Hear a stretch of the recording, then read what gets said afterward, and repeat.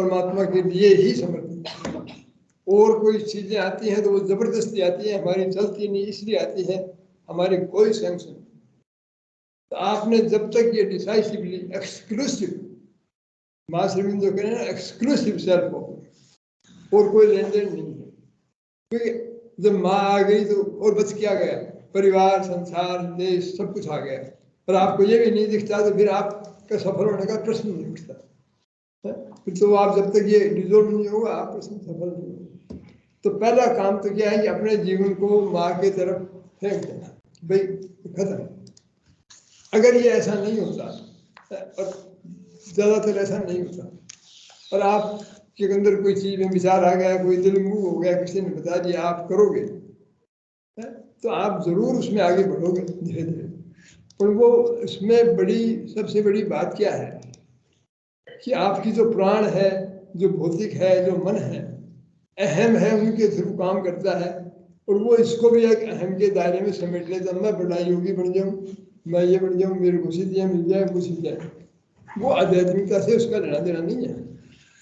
हो सकता है कि आपने परमात्मा के दर्शन हो गए, आपने बहुत बड़े पावर्स आ गए हो, पर आपने श्रीविंद कह रहे कि आपने कुछ भी नहीं किया। अगर आप माँ के छोटे बालक बनने की तो अपने आप को माँ के दे दिया, नहीं दिया तो इसका कुछ परिणाम नहीं। वो सारी बहम है। ये तो जैसे ही कोई वैज्ञानिक है, वो बड़े बड़े आविष्कार कर लेता है, बड़ी डिवाइस ऐसा कर लेता है, वहां चला जाता है, वैसी सी चीज है। तो सबसे इम्पोर्टेंट बात है कि क्या आपके अंदर ये आ गया कि मुझे हमेशा के लिए अब मैं सिर्फ माँ के लिए, क्योंकि वो सारी सृष्टि की रचयिता, सब कुछ में वो है। वो उसका रूप, आपके गुरु है, वो भी उसी का रूप है, आप खुद भी उसी के रूप हो। ये चीज अगर आ जाती है तो फिर साधना के पंख लग जाते हैं। और फिर वो साधना आप कुछ भी नहीं करो तो भी सारी साधना होती है, वरना आप उल्टे लटक जाते हो, सारी तपस्या करते हो तो एक कदम आगे नहीं बढ़ते। ये सीक्रेट है श्रीविंद का। तो ये श्रीविंद ने कहा कि अगर आपने अपने आप को जितनी आपकी कैपेसिटी उससे भगवान के माँ के हाथ में दे दिया तो फिर साधना तो माँ करती है। उनको जैसा कि हमारी क्या समझ है, भाई मनुष्य क्या डिवाइन की तरफ चला जाएगा, उसको समझ क्या है। फिर आपके जो भी साधन है, आप जो कुछ भी करते हो वही सब साधना में बन जाता है। और नहीं तो सारी साधना ईगो ट्रिप है, सारी स्पिरिचुअल सीकिंग है, मुक्ति की है, फलाने की है, सिद्धि की है, भगवान प्राप्त हो जाए, ये सब अहम का बेड़ा है। ये रंगीन है बुलबुले, इसमें कोई फायदे वाली बात नहीं। ये बात हमें माँ श्रीमंत ने बताई और यही हमें जीवन में तो डिसाइसिवली ये आ जाए, इसके लिए माँ से प्रार्थना। नहीं आ रहा है तो प्रार्थना करें, क्योंकि इसके आए बगैर कोई मोटा मोटा काम कुछ ज्यादा होगा नहीं। और ये आने के बाद में कुछ बचा नहीं, वो तो खाली समय का सवाल है, फिर तो हो ही जाएगा, फिर तो माँ हाथ में ले लेंगे। तो ये पॉइंट जो है, क्योंकि इनमें अब इंटेंसिटी में वाइटर की इंटेंसिटी क्या है, ईगो की इंटेंसिटी होगी, खिलाड़ियों में बड़ी इंटेंसिटी है, पॉलिटिशियन में बड़ी इंटेंसिटी, 24 घंटे काम करते हैं, बिजनेस वाले सोते ही मिलेगा क्या उससे। ये तो सब प्राणिक चीजें हैं, अहम की चीजें हैं, इनसे कुछ नहीं। बड़े से बड़े खेले, बड़े से बड़े आप योगी हो गए कंपटीशन करके, ऐसी आपके अंदर कैपेसिटी, आपने योग साधना कर ली, आपको बड़े दर्शन हो गए, ओकल्ट पावर्स हो गए, आप उसको पर वो सब फेलियर।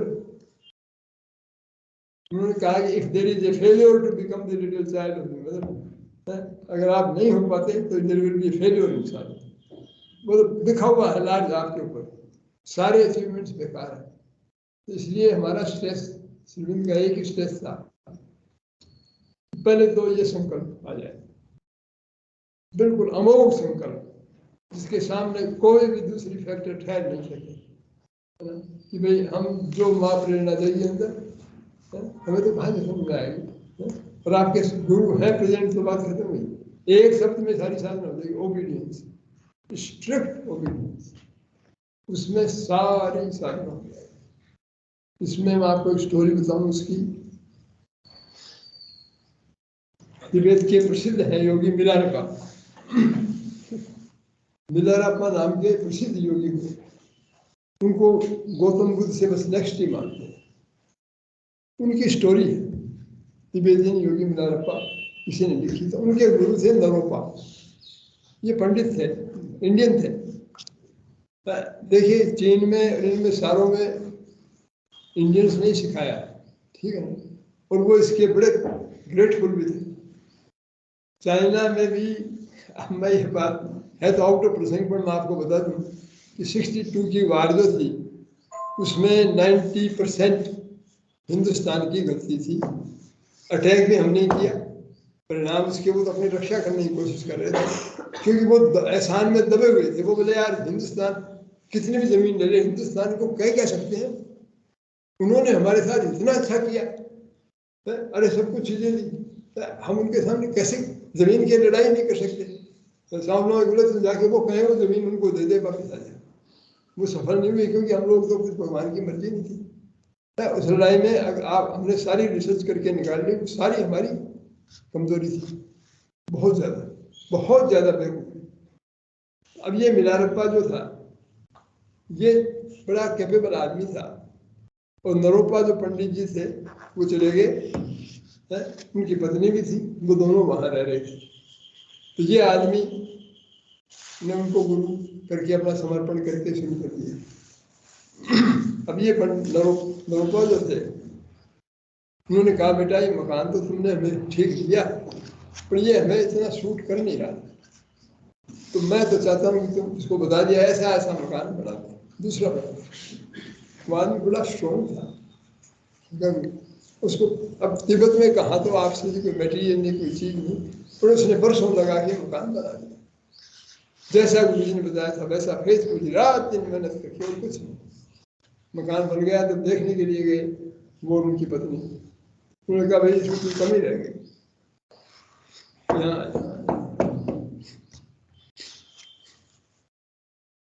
मेरा कोई दिक्कत नहीं, मैं फिर अभी सब तोड़ना ही पड़ेगा। बोले हम तो दोबारा बना दें, दूसरा बना दें, उसने दूसरा बना, फिर लग गए एक साथ, फिर वो गए, उन्होंने थोड़ी सी कमी फिर बता दी।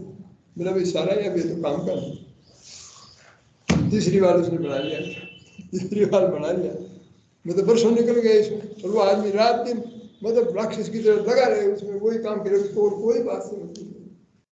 तो वो जा रहे थे तो पंडितायन जी ने ये कहा, बोले पंडित अब की बार अगर तुमने कुचाल की तो मैं तेरा सिर फोड़ दूंगा। क्यों, ये मेरे से सहन नहीं होता। उस आदमी ने, और वो बोलता ही नहीं है, वो तो कहता हाँ ठीक है मैं दोबारा, अगर तुमने ऐसे इस आदमी को, अगर अब की बार तुमने कोई फालतू की कुचाल निकाली और सब फालतू हो गया, बिल्कुल उसने इतना बढ़िया किया, मैं तेरे को बिल्कुल मत, या तो तेरे को सिर फोड़ूंगी या मत। अब वो बड़ा प्रेशर में आ गए, वहां जाके उनका भाई ठीक है। फिर वापस आके पंडित जी रोने लगे। वो बोले क्या दिक्कत है तुम्हारे? अरे बोला मैं तुम जितनी तकलीफ पा रही थी उससे 100 गुनी तकलीफ मैं पा रहा था रिजेक्ट करके, परंतु मैं इसको गौतम बुद्ध बनाना चाह रहा था। अब ये एक कदम नीचे तुमने रख दिया, नहीं तो ये गौतम बुद्ध बन जाता। इस आदमी की जो पैसिविटी देखिए आप। अब ये एग्जाम्पल्स है। अब उसका कोई साधना थे उससे तो मतलब नहीं था, वो कहाँ उसको टाइम थी, वो तो सारे दिन उसमें लगा हुआ था। तो असली बात है जब हम माँ के लिए लगे हुए होते हैं ना, भगवान के लिए जब लग जाए, बिल्कुल कुछ सोचे समझे, चाहे वो किसी काम में लगा दे। अब गीता तो अर्जुन को, उनको लोगों को मारपीट करने में लगा रही है, ये कोई साधना है? इससे बड़ा तो कोई ग्रंथ नहीं है। तो जो परमात्मा के काम में जो माने समझा दिया ये है उसमें लग गए, तो साधना अपना टेक केयर ऑफ, हमें तो इससे मतलब नहीं। जो ही आपने साधना के बारे में सोचोगे साधना खत्म, अहम का पूरा आ जाएगा, वो आपको निपटा है। तो उत्साह बहुत काम का है। उत्साह माँ के प्रति कैसे काम उनका करें, कैसे वो जो चाहती हैं वो और जी जान आत्मा लगा के ज़्यादा से ज़्यादा करें। ये सब आपने कर लिया तो सब कुछ हो गया, वरना ज़्यादा मामला सारी आध्यात्मिकता तो ट्रेडिशनल है बात, वो कमती या बेसी ईगो का पुट रहती है, उसमें हम लोगों के लायक काम होने। हमें तो माँ की श्रीविंद दोचारे हैं उनका विजन, और उनका विजन इतना महान है कि वो चाहते हैं कि भाई श्रीविंद ने क्या कहा, बोला I do not want the new edition of the old fiasco. कि भाई हमेशा कितने राम राज्य कितने अच्छे राज आते रहे हैं और फिर सब सत्यानाश हो गए, तो उसका नया एडिशन लाने में मैं इंटरेस्टेड नहीं। मैं तो इसको आमूल ही परिवर्तन करना चाहता हूँ। मनुष्य जाति बेचारी लाखों वर्षों से पिटती आई है, मरती आई है, एक दूसरे से लड़ाई करके, वैसे करके, आप तकलीफ पाके, राग से, देश से, घृणा से, उससे, और कभी प्रेम का दौर आ गया तो 10 वर्ष, वो आ गया तो 100 वर्ष बदमाशी का दौर चलेगा। ऐसा करते करते लाखों वर्ष से आई है। तो ये अब श्री कृष्ण ने कहा अब ये डिजर्व करती है, ये कंटिन्यू करो, उनको नई चेतना, दिव्य जीवन जो मनुष्य को भी मुक्त कर देगी इससे। अब सारी पृथ्वी को, पृथ्वी के चेहरे पर चमक होगी, है कि यहाँ से मृत्यु, अज्ञान, बुढ़ापा खत्म हो जाएगा। यही नहीं, सब पशु पक्षी सब आराम में आ जाएंगे, जो मनुष्य ने बड़ी क्रूरता करके उनके साथ बड़ा खराब व्यवहार किया, अभी भी कर रहा है, उसके परिणाम आपको भुगतने पड़ रहे हैं। आपके जो मेडिकल सिस्टम है ना डॉक्टर, एक तरीके से वो आपके पापों का परिणाम है। एलोपैथी का जो मेडिकल सिस्टम है वो एक अमेरिकन ने लिखा मेडिकल निमेसिस। निमेसिस का मतलब आप खोटे काम करते हो तो भगवान जो बदला लेता है, तो मतलब ये बदला दे रहे हैं मेडिकल निमेसिस। ये आपको खाया जा रहा है, आपको काटते हैं, मारते हैं। और वो जितने ज़्यादा कॉमर्शलाइज होंगे उतना डिस्कवर कर करके, बीमारी खोज करके, डरा के, डायग्नोसिस, वो क्या कर लिखता है, वो क्या लिखा है, डायग्नोसिस, डायग्नोसिस से बीमारी शुरू होती है, ठीक है ना। और फिर उपचार, मतलब आप गए काम से, आपके कोई चीज डायग्नोसिस के लिए उपचार शुरू किया तो आप तो उससे आपका तो मरना ही है मोटा मोटा। और वो आज नहीं, इसमें नहीं जाओ तो बहुत ज्यादा बचा, आपकी सहज जो सहज वृत्तियां हैं जीवन की, वो आपको ठीक कर देगी, आपको कहीं जा। तो ये मेडिकल चेकअप कराना रहेगा, ये तो महामूर्खता है। वो आदमी ने रिसर्च करके सारा ये निकाला कि 90%, और बोले अगर ये डायग्नोसिस वगैरह चालू रहे ना तो मनुष्य जाति कोई बचेगी, सारे मर जाए, क्योंकि किसी कुछ, किसी कुछ, किसी कुछ है। आप पढ़ो, आप ये दिमाग मेरे दीजिए है, मेरे दीजिए। मैंने इतने केस सुने, जो आदमी बिल्कुल अच्छी तरह से था, उसको ये डायग्नोसिस क्या कर दे, वो गए जल्दी में। ये सारी चीजें मनुष्य जाति तकलीफ पाती रही है। माँ श्रीमती ने बहुत एक्सटेंसिव लिखा है चिकित्सा पे, उस पर हम लोग उसको प्रैक्टिस की कोशिश करते हैं। तो हम लोगों के लिए उत्साह एक ही चीज का है, साधना कर लें, कुछ ये कर लें, उसका नहीं, किस तरह से महाराजी हो जाए। उनको जो पसंद आया बस वैसे ही जिए और वैसे ही करना, चाहे वो कुछ भी हो। दुनिया से हमें कुछ लेना नहीं, कुछ लेना नहीं। माई की दुनिया, माई लेने वाली, माई देने वाली, तो हमें इसकी कोई परवाह नहीं कि इससे किसी का बुरा भला क्या होता है। तो माता यार, माँ की जब आज्ञा पालन करते हो तो भले बुरे का। भगवान ने अर्जुन को कहा ना, तू ये देखता है इन लोगों ने तेरे साथ अन्याय किया है, और अपनी सच्ची चीज पे कायम नहीं रहे, इसलिए तेरे को राइट विद्रोह होने का तेरे को पाप लग गया। और मैं अगर कहता हूँ इन सारी सृष्टि को तो निपटा देता है, तेरे को कोई पाप नहीं। आप देख लो, क्योंकि आपने उसका बेसिस दूसरा है। आपको परमात्मा आपके अंदर उसको एक्सप्रेस करे। तो हमें इन चीजों की चिंता है कि कोई क्या भला बुरा बताता है, करता है।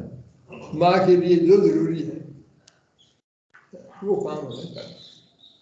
पंकज ने जो आज प्रार्थना पढ़ी वो कितनी सुंदर है कि हम एक आना तो माँ को देते हैं, 15 आना अपनी कीजिए, तो क्या इसमें क्या मिला है। प्रयत्न करते लोग उसमें फिर साथ में लग जाते हैं। एक आना देखे कि माँ मेरे साथ में लगा दे, मेरा ध्यान लगा दे, मेरे को शुद्ध कर दे, मेरे मेरे झूठ नहीं है जाए, मेरी कपट दूर हो जाए, मेरे। अरे इतनी बड़ी लंबी लिस्ट दे दी, देने को इतना सा लिस्ट दे दी, इतनी लंबी। यहाँ इतनी मांग है, साधना का मतलब ही है मांग ही मांग है, ठीक है ना। हाँ, थोड़ी समझदारी की मांग है। वो पैसे चाहता है, वो चाहता है परिवार से सुख चाहता है, सिद्धि चाहता है, पावर चाहता है, आप थोड़े और समझदारी की चीजें मांग रहे हो, पर आप तो हो तो उसी कैटेगरी में, ज्यादा फर्क नहीं है इसमें। खाली रंग बढ़िया है इसलिए उसको आपके सात्विक है, आपकी बातें आत्मज्ञान में इनमें सब में करना सात्विक बात है, पर है तो 3 गुणों की। तो श्री कृष्ण प्रेम कर देवला फेथ इन आत्मज्ञान इज सात्विक, सेवा of Mukund is निस्त्रग।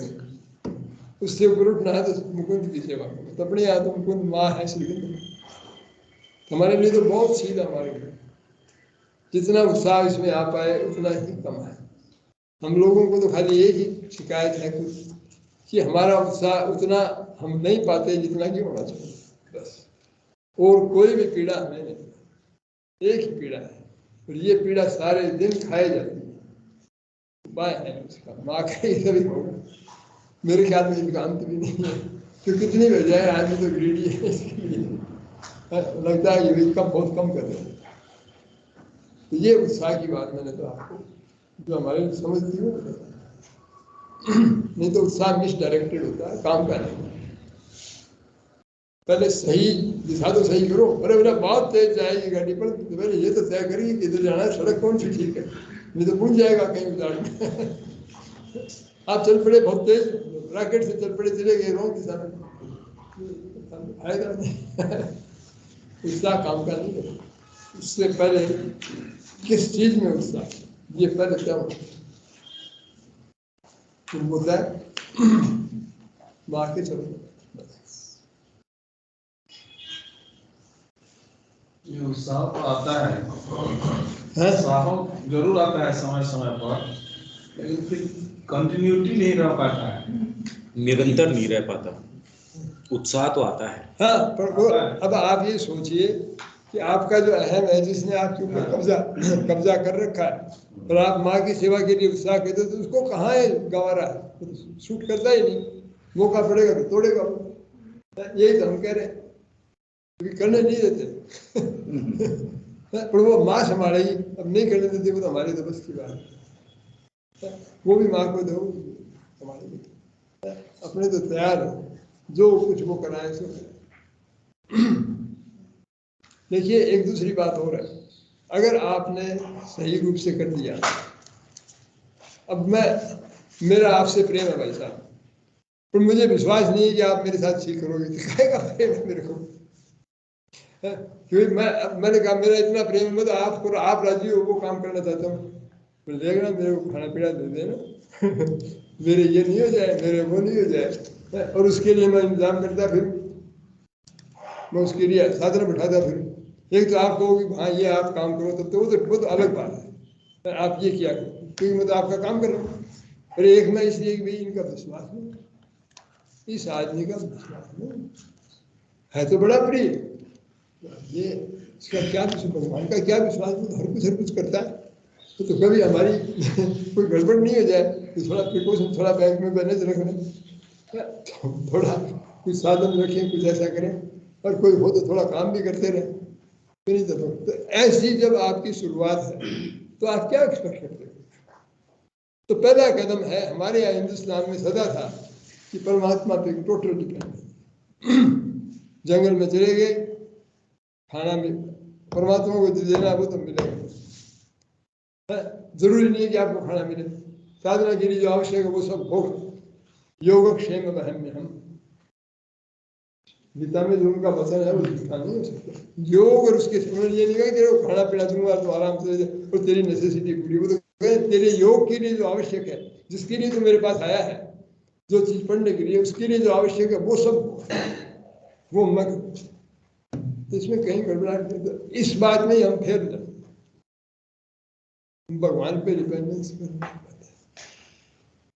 Totally, expect nothing from anybody else.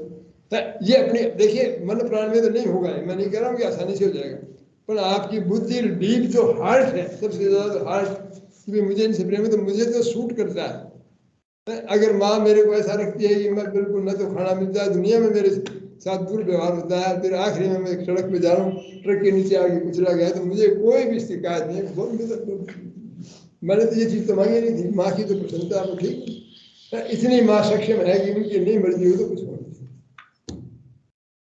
हमें कोई टेंशन है नहीं। ये बेसिस बिना किए न तो पूरा उत्साह आएगा और न कोई दिशा, क्योंकि विश्वास ही माँ का नहीं है। हम बीच में रोड ब्लॉक्स कर रहे हैं, कभी गड़बड़ नहीं करते भगवान। रोड ब्लॉक, सुख संपत्ति, परिवार, ये सारी चीजों की जो है ये रोड ब्लॉक्स है। नहीं तो ये सारे माँ को अरे परिवार है तो बढ़िया, माँ की मर्जी थी तभी तो हुआ परिवार। परिवार से क्या पता है, पता तो हमारी हमसे है, उसको भी माँ को समर्पित कर दो तो फिर वो परिवार एसेट बन जाएगा, लाइबिलिटी नहीं रहेगी। ठीक है ना। और आपका उसके साथ, परिवार के साथ क्या व्यवहार है, कितना आपका कमिटमेंट, वो माँ डिसाइड करेगी। आपके कॉन्सेप्ट ड्यूटी का वो नहीं डिसाइड करता। इसलिए दुनिया में हम जहां भी किसी भी पोजीशन में है तो कोई प्रॉब्लम नहीं, वो भगवान की मर्जी से वहां आए हो, क्या दिक्कत है इसमें। अब माँ की अब ये चीज माँ ने इस तक कर दी कि हमें समझ में आ गई, तो अब हम आगे से जैसे वो जहाँ है वहीं से तो चलेंगे। आपको कहीं भी जाना है, जहाँ हो वो तो आपको जरूरी है ना, हर आदमी अलग जगह है, तो इसलिए हमारा मार्ग एक सूत्र रहेगा, वो माँ डिसाइड करेगा, तो उससे हम चल पड़ेंगे। ये सारी एलिमेंट्री बातें हैं। हम जहाँ खड़े हैं वहां दूसरा नहीं खड़ा, तो इसलिए बिल्कुल एक सा कैसे होगा। और माँ जानती है हम कहाँ खड़े हैं, हमें तो कोई सेंस भी नहीं, वो अंदर से गाइड करेगी आप। पर आपको विश्वास तो होना चाहिए, अपने आप को उनके हाथ में सौंप दो, वो जैसे रखे, सुख में, दुख में, दरिद्रता में, अमीरी में, किसी से कोई प्रॉब्लम। अमीरी है तो वो माँ की, दरिद्रता है तो वो उनके लिए, सारी चीजें जो कुछ भी आप हैं, जैसा भी है, वो हमेशा ही धन्यवाद निर्विवाद, बिना विवाद के धन्यवाद तो माँ को है। क्योंकि हमें अच्छा लगा, अरे माँ बहुत बढ़िया करेंगे, अरे आज तो माँ नाराज, अरे माँ नाराज रहने की बात ही नहीं, बेवकूफ बात नहीं, वो तो ग्रेसफुल है, हमें समझना चाहिए। तो ये सारी, ये सेंट्रल बात, सारा उत्साह इसमें लगा है, तो वो काम की चीज है। बाकी तो मामला बैठता है। भगवत प्राप्ति के मेरे उत्साह ने मुझे पूर्णतः ग्रस्त लिया है। जो बाइबल का जो उक्ति है, भगवत प्राप्ति के मेरे उत्साह ने मुझे पूर्णतः ग्रस्त लिया है। मुझे ग्रस्त लिया है। हाँ, मुझे भी इगोइज्म को बोलते हैं। मतलब मेरे को और कोई दूसरी चीज नजर नहीं आती, मेरे को, मैं पूरा उसी के अंदर हो गया हूँ। वो जो मेरा गोल है या जो भगवत प्राप्ति की जो झील है मेरे अंदर, उसने मेरे को पूरा निगल लिया है। मेरे को और कोई दूसरी बात नजर नहीं आती। माँ के लिए मेरा जो है, माँ के अलावा और कोई दूसरी चीज नजर नहीं आती मेरे को। तो आपका गुरु है तो गुरु के लिए गुरु कोई कमजोर नहीं पड़ता, वो भी माई है। भगवान के बिना मैं जी नहीं सकता। अब वो जैसे भी, मतलब पूर्णतः उसने मेरे विचार, भाव जो भी है, और कोई दूसरी चीज नजर नहीं आती मेरे को।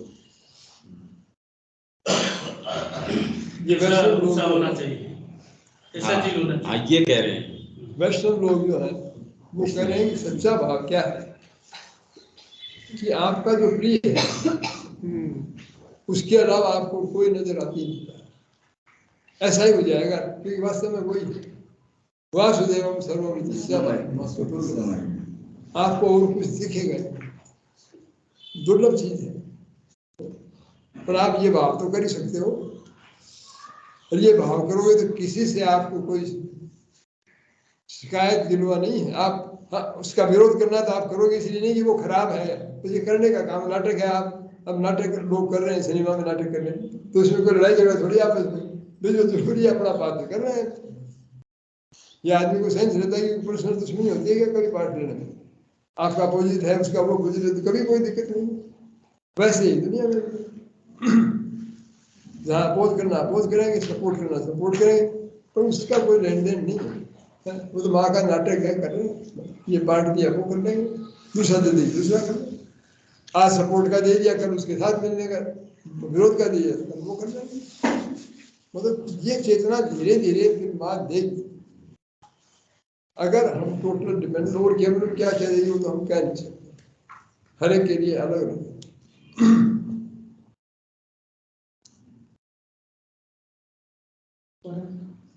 परात्पर और वैश्विक सत्ता अपने आप को विष्णु संशय में अंदर उड़े सके और उसे रूपांतरित कर सके, कैसे पता चलेगा इसमें हमको वो परात्पर सत्ता और वैश्विक सत्ता परात्पर सत्ता और वैश्विक सत्ता अपने आप को अधिकाधिक व्यक्तिगत इंडिविजुअल सत्ता के अंदर उंडेलेगी। ये हमको कैसे पता चलेगा इंडिविजुअल को कि परात्पर और वैश्विक सत्ता हमारे अंदर उंडेल रही है?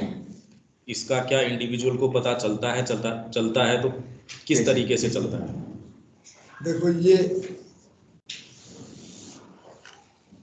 पहले तो कॉस्मिक चीज जो है वो तो है सारी समष्टि, इसमें सारे जीव जंतु, सारे मनुष्य, सब कुछ आ गए, सारा संसार, सारा ब्रह्मांड, सारा आ गया। जब आपके मन में, जब आप खाली इंडिविजुअल चेतना में हो तो आपके मन में इस दृष्टिकोण से आएगा, मेरे लिए ठीक है, ठीक है, मेरी सोच के हिसाब से, मेरे देश के हिसाब से, मैं जिसे आइडेंटिफाइड हूँ उनके लिए अच्छा है, उनके लिए अच्छा नहीं तो खराब है। ये दृष्टिकोण प्रेडोमिनेट रहेगा, ये इंडिविजुअलिस्टिक दृष्टिकोण है। फिर आप समष्टि के लिए सोचोगे तो आपका, उसको बड़े महापुरुष बोलते हैं अपने यहाँ कि जो सारी मनुष्य जाति को, मनुष्य जाति की बहुत बड़ी बात है, पर जो जीव मात्र की अच्छाई जिसमें है उसके हिसाब से अपना क्रियाकलाप करता है, बहुत बड़ी बात है। मनुष्य तो इसको बहुत दुर्लभ मानते हैं। तो जिस हद तक आपके अंदर ये चीजें आती हैं उस हद तक आप देखिए वो उड़ेल रहा है आपके अंदर। फिर हिंदुस्तान ने कभी भी इसके ऊपर स्टॉप नहीं किया। वो कह रहे हैं ये तो इससे परे ट्रांसेंडेंट है, जो इसको ट्रांसेंड करता है। गीता में भी सारा बताया, सुप्रीम सीक्रेट में देखो आप। तो वो जो आउट दृष्टिकोण है वो कोई इन मेजर से तो मेजर नहीं किया जा सकता। तो उसका क्या है कि भगवान की जो प्रेजेंस है और सबसे ज्यादा जो सिग्निफिकेंट है वो प्रश्न है। तो आपके गुरु के प्रति भक्ति आते ही आप ट्रांसेंड कर जाते हो संसार को भी और इंडिविजुअल को। तो जितनी डिवोशन माँ के प्रति आएगा उसका मतलब वो ट्रांसेंडेंट, क्योंकि माँ से तो कॉस्मिक है नहीं, कॉस्मिक से छोटी छोटी चीजें हैं, वो उनके चरणों में वो आएगा। तो आप फिर ट्रांसेंड दोनों को करना चाहिए, अपने अहम को और अपने कलेक्टिव अहम को, वो भी बड़ा अहम है, उसको भी आप पार कर देते। तो ये जब भक्ति उदय होती है माँ के लिए तो इसका मतलब ट्रांसेंडेंट भी आ रहा है।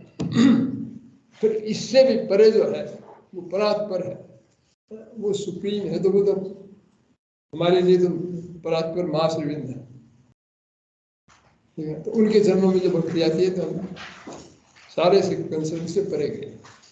हमें कोई इंटरेस्ट भी नहीं है जाए कि नहीं जाए, हमें क्या जरूरत है, क्योंकि क्यों तो ट्रांसेंडेंट की भी जरूरत नहीं है, कॉस्मिक की भी जरूरत नहीं है, किसी की भी जरूरत नहीं है। हमें तो उस चार्ज की जरूरत है वो करना जो माँ चाहे। तो ये फिर कंसर्न भी नहीं रहता, परात्पर में जाने पर ये कंसर्न रहता है कोई सा भी, ये भी नहीं रहता। और तो कोई मेजरमेंट देखो, अब ऑब्जेक्टिव मेजरमेंट तो है नहीं, और तो अपने इंटरनल महसूस करने की बात है, वो अलग अलग आदमी की अलग अलग।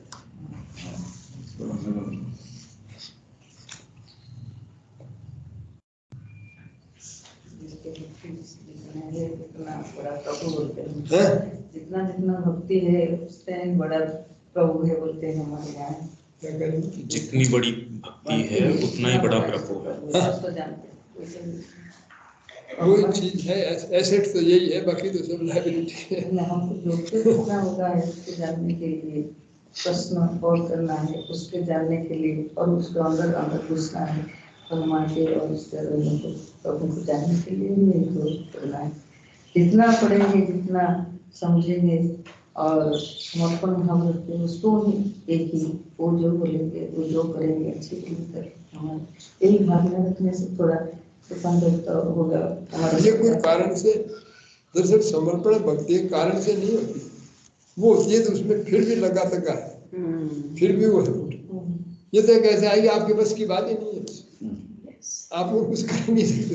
वो भला है या बुरा है, अच्छे है या बुरा है। अरे आप लोग कहें माँ तो बहुत बड़ी है, माँ तो सारी सृष्टि को चलाती है। मैं कह रहा हूँ माँ तो महानिकम्मी है, सबसे खराब है, कोई काम की नहीं है। पर हमें तो इसी से मतलब बस।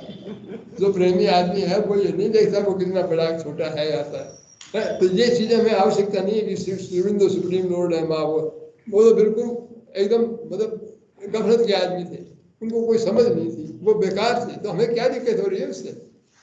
हमें कौन सी अच्छाई उसकी चीज की जरूरत है? हमें तो उनकी जरूरत है। अनकंडीशनल नहीं कंडीशन क्या बात है, और नहीं और कंडीशन कुछ नहीं, हमें तो कोई बस की बात नहीं दूसरी। ये माँ की कृपा से स्थिति आ जाए तो आपको बढ़िया, फिर बीमारी सारी मिली।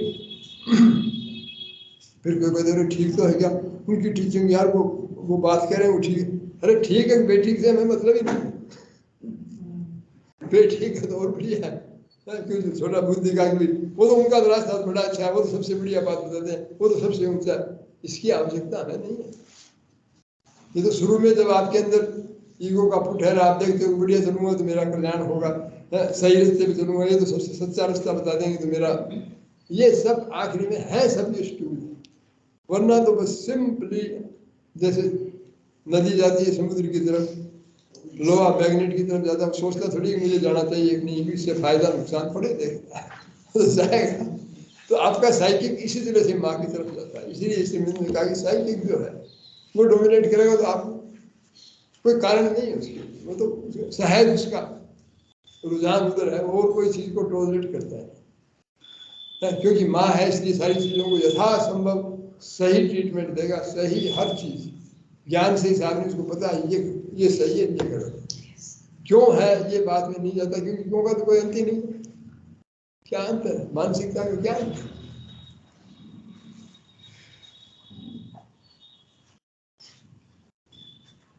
तो आगे करना तो इस तरह की यही बातें आएगी, और कोई नई बात तो आएगी, तो पढ़ दो भाई, पढ़ दो भाई। परंतु यह उस शक्ति जो पूर्णता के लिए कार्य करती है का केवल एक पक्ष है। पूर्ण योग की प्रक्रिया में 3 चरण होते हैं। निश्चय ही जो तीव्र रूप में भिन्न या पृथक पृथक तो नहीं होते, पर किसी अंश में क्रमिक अवश्य है।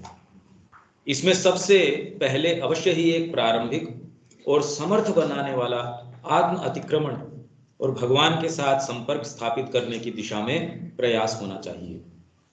इसके बाद जो चीज अतिक्रम करती है, जिसके साथ हमने संपर्क लाभ किया है, उसे हमारे अंदर अपनी संपूर्ण सचेतन सत्ता के रूपांतर के लिए ग्रहण करना। अंत में हमारी रूपांतरित मानवीयता का संसार में एक भागवत केंद्र के रूप में उपयोग। जब तक भगवान के साथ संपर्क किसी पर्याप्त हद तक स्थापित नहीं हो जाता, जब तक कुछ हद तक सतत तादात्म्य सायुज्य नहीं हो जाता, तब तक व्यक्तिगत प्रयास के तत्व को सामान्यतः अवश्य ही प्रभावी होना चाहिए। पर जितना ही यह संपर्क अपने को स्थापित करता है, साधक अवश्य ही उतना ही अधिक सचेतन होता जाता है, और उसकी अपनी शक्ति से भिन्न एक अन्य शक्ति है, ऐसी शक्ति जो उसके अहम्य उद्यम और क्षमता से परे है, उसके अंदर कार्य कर रही है, और इस शक्ति के प्रति वह उत्तरोत्तर समर्पण करना सीखता है और उसी को योग का प्रभार सौंप देता है। अंत में उसका अपना संकल्प और उसकी शक्ति सामर्थ्य उस उच्चतर शक्ति के साथ एक हो जाते हैं। वह उन्हें भागवत संकल्प और उसकी परात्पर तथा विश्वव्यापी शक्ति में मिला देता है। तब से वह देखने लगता है कि यह शक्ति उसकी मानसिक, प्राणिक एवं शारीरिक सत्ता के आवश्यक रूपांतर का संचालन ऐसे तटस्थ ज्ञान और दूरदर्शी क्षमता के साथ कर रही है, जिसे करने में उसका उत्सुक और दिलचस्पी लेने वाला अहम असमर्थ है। तब यह तादात्म्य और आत्म विलय पूर्ण हो जाते हैं। तब संसार में भागवत केंद्र तैयार हो जाता है। शुद्धिकृत, मुक्त, सुनम्य और ज्ञानदीप्त होकर वह केंद्र मानवता या अतिमानवता के विशालतर योग में पृथ्वी के आध्यात्मिक विकास या इसके रूपांतर के योग में सर्वोच्च शक्ति की सीधी क्रिया के एक माध्यम के रूप में उपयोग में आने लगता है। ठीक है, किसी भी कोशिश में अल्टीमेटली माँ की शक्ति पे डिपेंडेंस, वो आपका शुरू में भी आ सकता है अगर आपके अंदर ये चीज़ आ गई है, वरना आप इधर चलेंगे थोड़ा बहुत कोई मन में आया शुरू कर दी तो ये हो सकता है कि आगे जाके डेवलप हो जाए, पर ये डेवलप जिस हद तक होगा उस हद तक तो इश्यू है, नहीं होता अपनी शक्ति पर ही आप डिपेंडेंट है तो कोई ज़्यादा कुछ काम होने वाला। आत्म अतिक्रमण का क्या मीनिंग है यहाँ पर? Self exceeding. आप अभी अपनी सीमाओं से बंधे हुए, अपने मन प्राण अहम शरीर की सीमाएं, ये सीमाएं आपको बहुत कुछ करने में सक्षम नहीं बना सकती, पर एक असीम जो शक्ति है भगवान की चेतना है, जो आपकी खुद की चेतना है, वो कोई बाहर की दूसरे की नहीं है। मतलब असली बात क्या है कि आप के कमरे हैं अंदर आपके पास सब कुछ रखा हुआ है, और आप इस कमरे में ज़्यादा है नहीं, आप छोटी मोटी रेजकी के लिए लफते फिर रहे हैं, वहाँ चिंतामणि पारस पत्थर और क्या क्या रखे हैं। तो हिंदुस्तान के ऋषियों ने ये देख लिया, उन्होंने कहा अरे बेवकूफ़ी मत करो, थोड़ा सा अंदर जाओ तो तुम इधर उधर फिरते नहीं फिरो, ये रेजकी को खोजते नहीं फिरो, यहाँ तो चिंतामणि रखी है। तो ये है आत्मअतिक्रमण, मतलब आप जब अंदर जाके उससे जुड़ते हो उस पावर से, तो आप जिसको अपने आप को सेल्फ समझते हो, और आपका रियल सेल्फ उसका अतिक्रमण थोड़ी होता है, वो तो अल्टीमेट है। इसका जो आप अपने आप को समझ रहे हो उसका अतिक्रमण हो जाता है, क्योंकि वो उससे सीमित है, और फिर आप वो करने में समर्थ होते हो जिसका करना। आप देखो महापुरुष कितने हुए अवतार है, उन्होंने वो जो कर सकते हैं वो कोई शरीर की ताकत की बात थोड़े है, दूसरा कर नहीं सकता।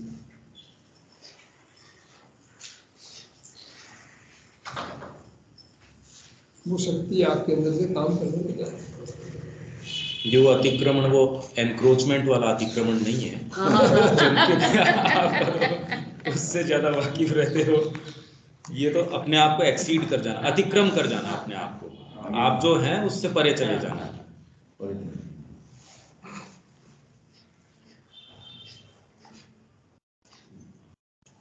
किसी के कोई है नहीं तो आगे बढ़ते हैं, कोई बात आपकी किसी के? निसंदेह सदा उच्चतर शक्ति ही है जो क्रिया करती है। व्यक्तिगत प्रयास और अभीप्सा का हमारा बोध अहंकारी मन की दिव्य शक्ति की क्रिया के साथ अपने आप को गलत और अपूर्ण तरीके से तदात्म करने की चेष्टा से आता है। यह अलौकिक स्तर के अनुभव पर भी मानसिकता के उन्हीं सामान्य पर्यायों को लागू करने का आग्रह करता है जिन्हें यह अपने सामान्य सांसारिक अनुभवों के लिए प्रयोग करता है। संसार में हम अहंकार बोध से कर्म करते हैं। हमारे अंदर जो वैश्विक शक्तियां कार्य करती हैं, हम उन पर अपनी शक्तियां होने का दावा करते हैं। मन प्राण और शरीर के इस ढांचे में परात्पर की जो चयनात्मक, रचनात्मक, विकासात्मक क्रिया होती है, उसे हम अपनी निजी संकल्प शक्ति, बुद्धिमत्ता शक्ति और धर्मपरायणता का परिणाम होने का दावा करते हैं। आत्मज्ञान हमें यह ज्ञान प्रदान करता है कि अहम तो एक यंत्र मात्र है। हम यह देखने और महसूस करने लगते हैं कि ये चीजें केवल इस अर्थ में हमारी हैं कि ये हमारी उस सर्वोच्च सर्वांगीण आत्मा से संबंध रखती हैं जो यंत्रात्मक अहम के साथ नहीं अपितु परात्पर के साथ एकीभूत हैं। हमारी सीमितताएं और विकृतियां ही भागवत क्रिया में हमारा योगदान है। उसमें जो सच्ची शक्ति है वह तो भगवान की ही है।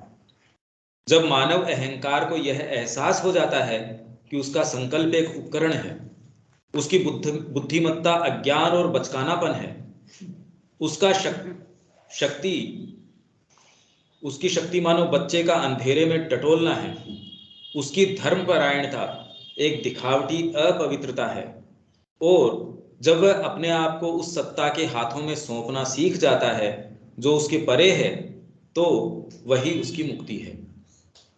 अपनी व्यक्तिगत सत्ता की ऊपर से प्रतीत होती स्वतंत्रता और उसके स्वयं के दावे, जिससे कि हम इतने अतिशय रूप से आसक्त हैं के पीछे उन सहस्रों सुझावों, उत्प्रेरणाओं तथा शक्तियों के प्रति जिन्हें हमने अपने क्षुद्र व्यक्तित्व से बाहर की वस्तु समझ रखा है, हमारी अत्यंत दयनीय दास्ता छिपी रहती है। अपने स्वतंत्र होने की डींग हाँकता हमारा अहम वस्तुतः प्रतिक्षण वैश्विक प्रकृति के भीतर अनगिनत सत्ताओं, शक्तियों, ताकतों और प्रभावों का दास, खिलौना तथा उनकी कठपुतली होता है। भगवान में अहम का आत्मत्याग ही उसकी आत्म परिपूर्णता है। जो उससे परे है उसके प्रति उसका समर्पण ही बंधनों और सीमाओं से उसकी मुक्ति और उसकी पूर्ण स्वतंत्रता है।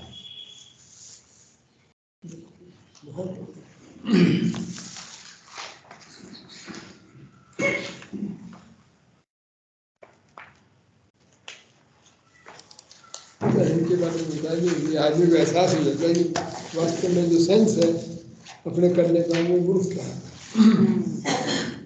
गीता में भगवान ने पहले तो अर्जुन को कहा कर्मण्यादि पारस्तु मां फलेषु कदाचन। दूसरे अध्याय में तो ये कहा, तीसरे अध्याय में ये कहा जो मूर्ख है वो सोचता है कि मैं कर्म करता हूँ। पहले तो ये कहा कि कर्म का अधिकार है, तीसरे अध्याय में कह दिया कि जो सोचते हैं कि मैं कर्म करता हूँ वो मूर्ख है। तो उन मूर्खों को छेड़ो मत ज्यादा। कर्म तो सारे मेरी प्रकृति करती है, तुम लेन देन नहीं। ये तीसरा अध्याय में ये बात कहती। तो ये बात एक्चुअली अहम का तो मुखौटा ही है, ये साइकोलॉजिकल लिंचपिन है जिसमें बाकी सारा मार्केट एनर्जी का फ्री फ्लो वो डिटरमिन करती है।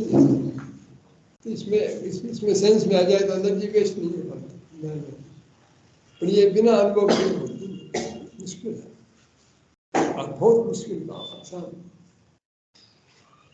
सबसे बढ़िया काम क्या है, इसको दूर करने की कोशिश करें। ये माँ को आपके अहम की जरूरत है, उन्होंने इसीलिए तो बनाया है, तो वो काम में ले, उनको जब नहीं जरूरत उठा के फेंक देंगे। वो ले इसको काम में तो आपको प्रॉब्लम नहीं, वो इसको उठा के फेंक दे तो आपको कोई दिक्कत नहीं।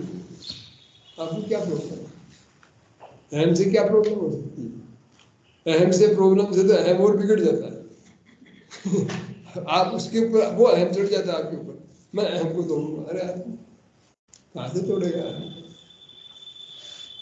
अहम भी एक खिलौना है जिसको माँ के हाथ में उधर से टाइम पर रखे, वो हमें खिलौना रखना चाहे तो ठीक है, क्या ये अहम को दूर करने की कोशिश करना, ये करना तो अपने आप हो जाता है। जब जरूरत माँ को नहीं है जब तक चलो दिक्कत क्या है, ये इश्यू नहीं है। जब तक अहंकार, अहम से मुक्ति कोई इश्यू है नहीं। बहुत कठिन काम है ये हमको त्यागना। ये कह रहे कठिन काम है अहम को त्यागना। नहीं क्यों करने दो, त्याग अपने क्या जरूरत है? हमें तो तकलीफ हो रही है, उसको कहूँगी साले देख तेरा मन हो तो रगड़ा, तेरे को माँ के काम में पड़ेगा, तेरे को नहीं सूट भाग्या। यहाँ तो यही होगा भैया, अपने आप ही भाग जाएगा। उसको कहते मेरे को नहीं करता, और उसको सूट करता है तो वो काम की चीज है। आपको बताइए कि भाई जब माता जी 24 नवंबर की बात है, वो आ रही थी तो उनको भगवान शिव, वो सारे देवता तो उसको आते रहते थे, तो वो मिल गए। तो उन्होंने कहा कि भाई आप लोग आते जाते हो, पर ऐसे तो काम नहीं होगा, आप लोगों को तो टिक के यहाँ रहना पड़ना चाहिए। तो भगवान शंकर ने कहा मैं मेरे को ये मनुष्य शरीर बढ़ाने मीटिंग लगता है, ये मेरे मतलब सुपरमेंटल आ जाएगा जब तुम आ जाऊंगा, इसके पहले मेरे को सूट नहीं करता है। और कोई चीज बताओ आप। तो माने का भी मेरा भौतिक अहम खत्म हो जाए, उनका तथास्तु। तो माने का उसी में मेरा शरीर हो गया, सारी दुनिया में बिखर गया, शरीर है ही नहीं, ये एहसास हो गया। मैं श्रीविंद के पास गई कि सिवाय जीवन में जिस गुण तो श्रीविंद ने कहा you have work to do, we can do without it. उन्होंने ऐसे करके इसको खत्म कर। फिर श्री कृष्ण से मिली तो उनसे कहा कि भाई ये आप आने जाने से काम नहीं चलेगा। बोले ठीक है, मैं तो नहीं जाऊँगा, क्या दिक्कत है। तो श्रीविंद के कमरे में चले गए। उसी दिन फिर वो आश्रम की स्थापना 24 नवंबर को। उसके बाद में वो गए श्रीविंद के साथ ही रहे। तो अहम से श्रीविंद ने कहा ये बकवास है सारी, अभी काम करना आश्रम का। तो अहम का उपयोग हो सकता है, कितना है नहीं है ये हम लोगों की समझ की बात नहीं। माँ पे छोड़ो हो जाए।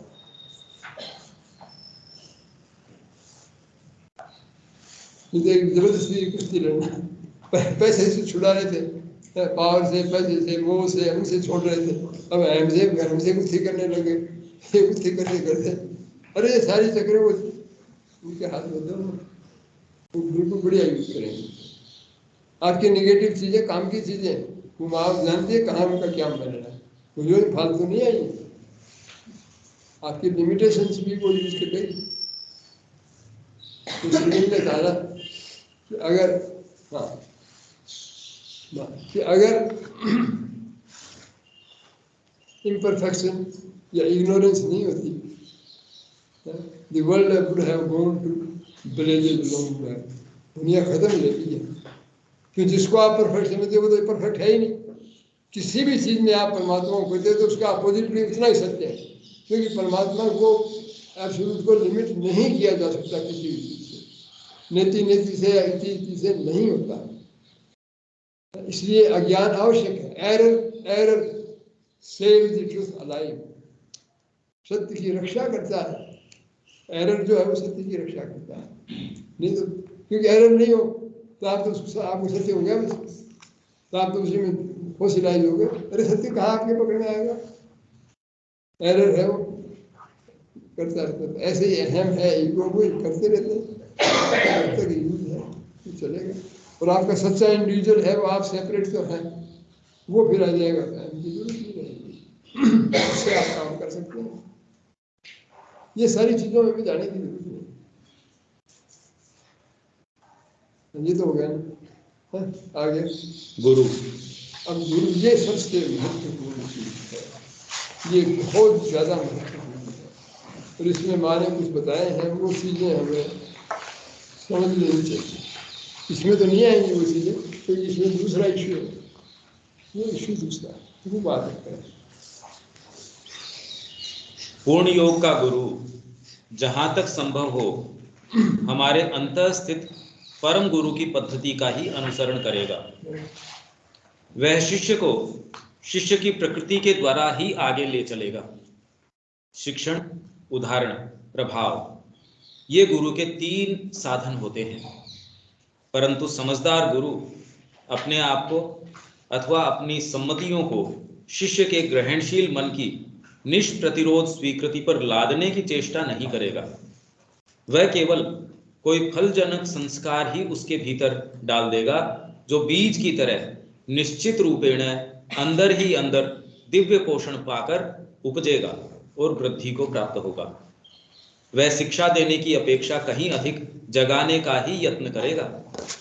वह स्वाभाविक प्रक्रिया और मुक्त विचार विस्तार के द्वारा शक्तियों या योग्यताओं और अनुभूतियों के विकास को ही लक्ष्य बनाएगा। वह किसी विधि को एक सहायक साधन एवं उपयोगी उपाय के रूप में ही बतलाएगा, किसी अनुल्लंघनीय नियम या नित्याभ्यास के रूप में नहीं। वह इस बात से सावधान रहेगा कि कहीं वह साधन को किसी प्रकार का बंधन न बना डाले और प्रक्रिया को यांत्रिक रूप न दे दे। उसका संपूर्ण कर्तव्य बस यही है कि वह दिव्य प्रकाश को जागृत कर दे और उस दिव्य शक्ति की क्रिया प्रारंभ कर दे, जिसका वह स्वयं एक साधन एवं उपकरण और आधार या वाहिका मात्र है। ये तो टीचिंग की बात है। टीचिंग फिर एग्जाम्पल, फिर टीचिंग से एग्जाम्पल 100 टाइम्स पावरफुल है और एग्जाम्पल से इन्फिनिटली मोर पावरफुल है, जिसका कोई अंत नहीं।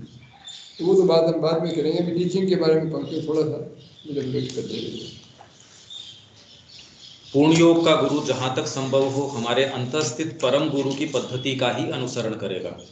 हमारे अंदर स्थित जो गुरु है उन्हीं की पद्धति का जो पूर्ण योग का गुरु है वो उसका अनुसरण, उसी को फॉलो करेगा।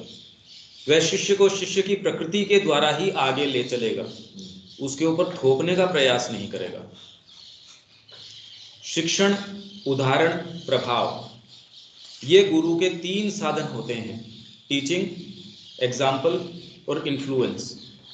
मैंने मोरलिटी की शिक्षा तो दे दी, पर उदाहरण यदि प्रस्तुत नहीं किया तो वो शिक्षा अपने आप में बहुत ज़्यादा प्रभावी नहीं हो सकती।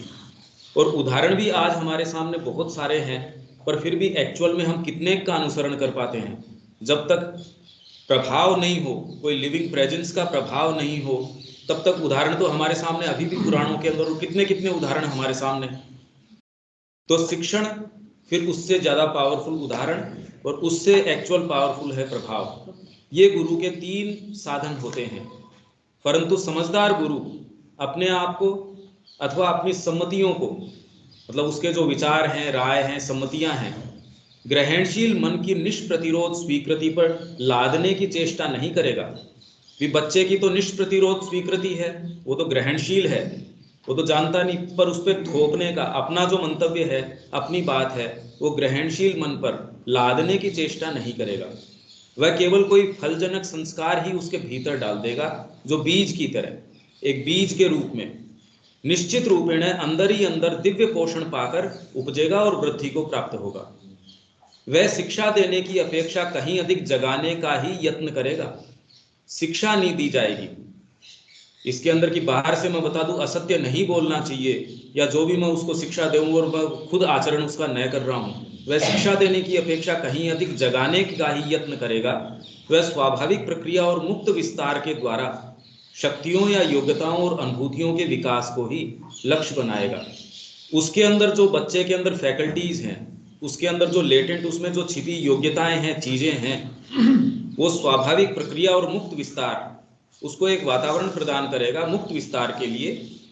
और उसके अंदर जो फैकल्टीज या चीजें हैं उनके विस्तार का, विकास का लक्ष्य बनाएगा। वह किसी विधि को एक सहायक साधन एवं उपयोगी उपाय के रूप में ही बतलाएगा। कोई भी विधि है, कोई तरीका है, रटने का है, याद करने का है, शिक्षा का कोई भी तरीका है, वो सारे को खाली एक उपाय, एक टीचिंग एड के रूप में जो किसी के लिए उपयोगी हो सकता है, या कितना उपयोगी होगा वो भी बच्चे बच्चे के हिसाब से है, किसी अनुल्लंघनीय नियम या नियत नित्याभ्यास के रूप में नहीं, कि बिना ये देखे कि सामने कौन है, क्या है, सबको एक ही फॉर्मूला दे दे, ऐसा नहीं करेगा वो। वह इस बात से सावधान रहेगा कि कहीं वह साधन को किसी प्रकार का बंधन न बना डाले और प्रक्रिया को यांत्रिक रूप न दे दे। अभी तो हम ये देख ही नहीं रहे, बस सारों को ये कैरिकुलम के अंदर से जाना है या इसके अंदर से जाना है, कोई फेल होता है तो उसकी बड़ी भारी समस्या है, उसको तो पास होना ही चाहिए इस सिस्टम में। तो ये तो कोई समझदार टीचर भी इस तरीके का, तो कोई भी प्रक्रिया है, कोई साधन है, उसको वो बंधन नहीं बना देगा और प्रक्रिया को यांत्रिक नहीं बना देगा। कोई भी प्रक्रिया है, कोई तरीका आपके लिए इस समय काफ़ी लाभदायक है, पर यंत्रवत उसको कर रहे हैं, मैकेनिकली उसी को फॉलो कर रहे हैं, ये नहीं। उसका संपूर्ण कर्तव्य बस यही है कि वह दिव्य प्रकाश को जागृत कर दे और उस दिव्य शक्ति की क्रिया प्रारंभ करा दे, जिसका वह स्वयं एक साधन एवं उपकरण और आधार या वाहिका मात्र है। वो ये समझता है कि मैं तो एक साधन या उपकरण हूँ, इसके अंदर लेटेंट जो चीज़ है मैं तो उसको एक्टिवेट कर दूँ, इसके अंदर जागृत कर दूँ, कार्य तो उसको करना है। ये एक पहली प्रक्रिया है। ये सब्जेक्ट है, ये तो आज तो पूरा होने का सवाल ही है, कल भी मुश्किल है, क्योंकि मैं चाहता हूँ ये सबसे महत्वपूर्ण चीज़ है, पर्टिकुलरली उड़ीसा के लिए, जहाँ हमारे इंटीग्रल एजुकेशन के इतने सेंटर हैं जो और कहीं सारे मिला के भी नहीं, उतने उड़ीसा में अकेले हैं। तो ये एक अपॉर्चुनिटी है कि शिक्षा के बारे में हम चर्चा करें, ठीक है ना। तो अब मैं एक तो पहले तो एक ब्रॉड बात आपको बताना चाहता हूँ कि माँ श्रीविंद का कॉन्सेप्ट क्या है शिक्षा का। देखिए, 2 बातें हैं।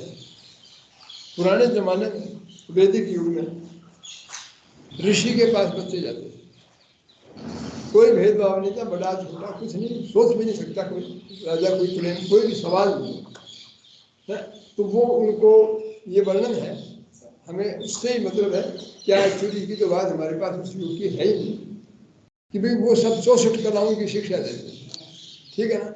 और उनको सारे धर्म की, आध्यात्म की सारी चीज़ें इस तरह के थे, ऐसी शिक्षा देते थे कि वो आदमी धर्म से डिगता नहीं था, डिग नहीं सकता। वशिष्ठ जी के पास शिक्षा ले ली तो राम जी बोले कि भाई जब वो गार्डन में थे, सीता जी आई तो उनको बड़ा अट्रैक्शन हुआ। तुम बोले ये तो हो नहीं सकता, ये तो हो ही नहीं सकता, कोई बात विशेष है इसमें, क्योंकि मेरा मन धर्म से च्युत नहीं हो सकता।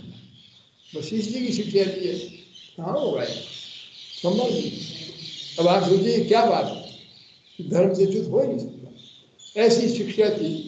तो उसमें सारी मंडेन शिक्षा भी सारी, और वो सारी बेस किसमें थी, उस धर्म पे, आध्यात्म में। तो ये एक इंटीग्रल समाज का निर्माण उस वक्त हम करते थे, और वो हमारे लिए कितना बड़ा उसका रिकॉर्ड है। सारी हिंदुस्तान की ग्लोरी, सबसे महानता है सारी उसमें चलने के लिए। क्यों श्रीविंद ने पूछा कि भाई हिंदुस्तान की महानता का रिकॉर्ड देके उन्होंने पूछा इसका सोर्स क्या है, तो उन्होंने कहा आर्यन सिस्टम ऑफ एजुकेशन, ये इसका आधार है, ये अपने पास था। और इसके बाद आप देखिए जो समय आता गया, पर्टिकुलरली जब से हम ज़्यादा सेमेटिक कल्चर, इस्लाम आया थोड़ा, इसने डिस्टर्ब किया, अपने इस्लाम को तो एजुकेशन से मतलब नहीं था ज़्यादा। फिर जब ये वेस्टर्न कल्चर आई तो ये इसमें बिल्कुल ब्रेक आ गया। जो एक ही साथ उन्होंने ये कर दिया कि जो आध्यात्मिक शिक्षा है वो तो जब बच्चा कौन सी चूज कर लेता है, साधक बन जाता है, जिसके पास रहने लग जाता है, जैसे रामकृष्ण जी के पास बच्चे आ गए थे और भी, तो उनकी आध्यात्मिक ट्रेनिंग है, उसके अंदर ये टीचिंग एग्जाम्पल है। हाँ, उसके लिए कोई सब्जेक्ट गणित पढ़ाने वाला है उसके लिए नहीं। तो ये एक तो ये तो माने कहा दो परफेक्शन है, लोअर एंड हायर। तो ये हायर परफेक्शन तो योग साधना के द्वारा जब व्यक्ति खुद चूज करता है उस परफेक्शन के लिए ये मीन्स था, ठीक है। दूसरा, ये जो पश्चिम का जो सिस्टम है, मानसिक इंफॉर्मेशन को देना उनको, उसमें कोई अनायास कोई फैकल्टी डेवलप हो जाएगा, उनका कॉन्शियस अटेम्प्ट वो नहीं है। उनका अटेम्प्ट आपको ऐसी इंफॉर्मेशन दे दें, ऐसी कर दें। लिबरल में एजुकेशन में थोड़ा इतना नहीं था, अपने अब तो अमेरिका के बिल्कुल कॉमर्शियल कि जिससे तुम अपना पेट भर सको, कोई प्रोफेशन में चले जाओ, कोई कैरियर चले जाए, वो मिल जाए, इसके लिए डिग्री देंगे जिससे कि तुम अपना जानवर का जीवन जियो, खाना पीना तुमको मिल जाए। एक ये चीज आ गई, ये दो चीजों में बट गया। इसमें तो कोई परफेक्शन की बात तो है नहीं, इसमें तो थोड़ी सी ट्रेनिंग देके आपको समाज के नियम उससे वाकिफ हो जाओ कि आपको जिंदगी पड़ेगा, काम न करो, यदि आप करते हो मौका पड़ते ही, तो संस्कार तो है नहीं, खाली एक सोशल फॉर्मेशन है। तो ये दो डिवीजन हो गए, एक तो आप उसको बोलने लगे पढ़ाई लिखाई, दूसरे आप बोलने लगे सारा। जबकि वैदिक युग में दोनों साथ थे, तो इसलिए आपकी पढ़ाई में डिग्रेडिंग नहीं थी। अगर आपको ऋषि पढ़ाएगा तो उसमें गड़बड़ी कहाँ से आ जाएगी, आएगी। अब वो तो चीज रही नहीं। तो इसमें एक तो सिस्टम हो गया इंडिया की जो स्पिरिचुअलिटी है भाई, साधना करो, इस तरह के हजारों मार्ग हैं, गुरु है, पुराने हैं। दूसरा हो गया भाई ये पश्चिम की शिक्षा। अब पश्चिम की शिक्षा जो है, माँ ने कहा कि भाई वो सोललेस है, उसमें आंकड़ा नहीं है उसका, ठीक है ना। और जो ट्रेडिशनल स्पिरिचुअलिटी थी इंडिया की, वो लाइफलेस है। और जब भगवान का कर रहे हैं, वो कर रहे हैं, जिन लाइफ कुछ है नहीं, कुछ कर रहे नहीं, तो ये तो हो गई लाइफलेस और वो हो गई सोललेस। अब उन्होंने कहा कि पश्चिम की तो सोललेस है, पर इंडिया में जो शिक्षा कॉपी की इन्होंने यूनिवर्सिटी, वो उसमें लाइफलेस और सोललेस दोनों उसमें कोई शादी नहीं, न तो लाइफ है न सोल है, दोनों की एब्सेंस है। माँ का जो सिस्टम है, माँ क्या चाहती है कि भाई इसको कंबाइन कर,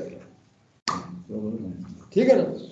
मतलब इंटीग्रल एजुकेशन में सारी शिक्षा है, मन की, प्राण की, शरीर की, अंतरात्मा की। वो अभी तो शिक्षा जिसको बोलते हैं वो मन के थोड़े से एक इंटेलेक्चुअल पार्ट की शिक्षा है, न तो फिजिकल एजुकेशन कोई थोड़ी बहुत कहीं है, रिलेटिव बाल्टी एजुकेशन है ही नहीं, साइकिक्स टीचर का तो उनको सेंस ही नहीं है, तो इतनी छोटी सी है। अगर आपके पास इंटीग्रल एजुकेशन हो तो ये सारों का प्रभाव, शरीर, प्राण, प्राण शक्ति, लाइफ एनर्जी, जिसमें कामना, इच्छा, ये आप लोग सोचो पढ़े लिखों की कमती थोड़ी होती, ज़्यादा होती, वो तो बावड़े होते हैं उसका एम्बिशन को, क्योंकि बाइटरी की एजुकेशन उनको मिली नहीं। मैं ये सारी बातें बताऊंगा आपको, क्योंकि शिक्षा का अपने लोगों का मेन काम है, तो उसी की चर्चा में ज़्यादा करूँगा।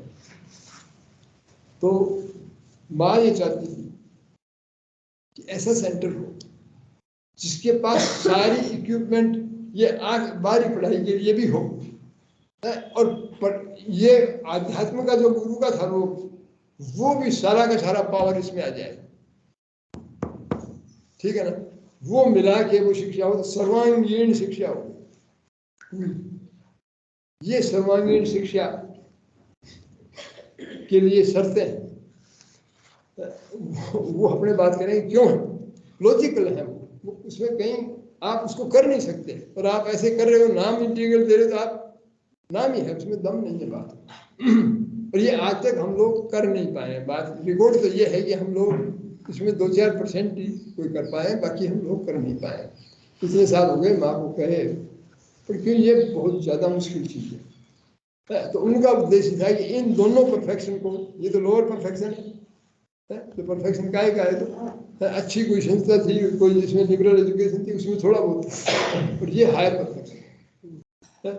आप देश काल से परे चले गए, आप ब्रह्म के साथ एक हो गए, समाधि लगा लीजिए। ये है इंटीग्रल परफेक्शन, जिसमें पूरी चीज है, आपको एस्केप करने की जरूरत नहीं। आपने मैनिफेस्ट उस चीज के आधार के ऊपर आपने परफेक्शन किया तो बहुत ज्यादा अपलिफ्ट हो गए।